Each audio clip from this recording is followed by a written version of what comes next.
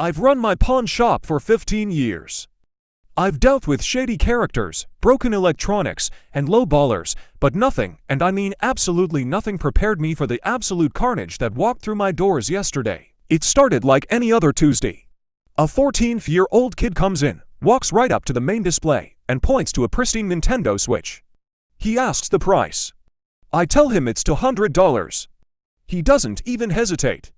He pulls a crumpled $10 bill and a $5 bill out of his pocket, slams them on the glass, and says, "I'll give you $15 for it. That's all I've got, so take it." I thought he was joking, so I chuckled and said, "Kid, I can't sell a console for $15.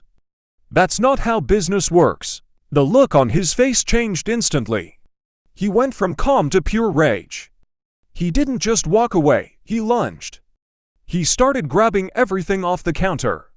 He reached into the high-end collectibles case and pulled out 5 of my graded, rare silver coins, each one worth $100, and just hurled them across the room. They hit the wall and scattered everywhere. I shouted at him to stop, but he went totally feral. He sprinted toward the retro aisle, shouting, "If I can't have it, nobody can." He started clearing the shelves.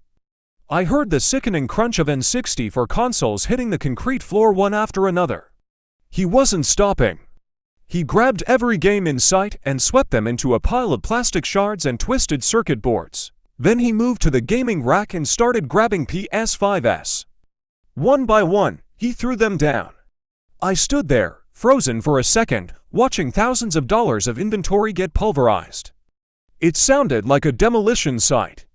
I finally had to jump over the counter to physically restrain him, and that's when he started screaming at the top of his lungs. The door burst open, and in walks his mother.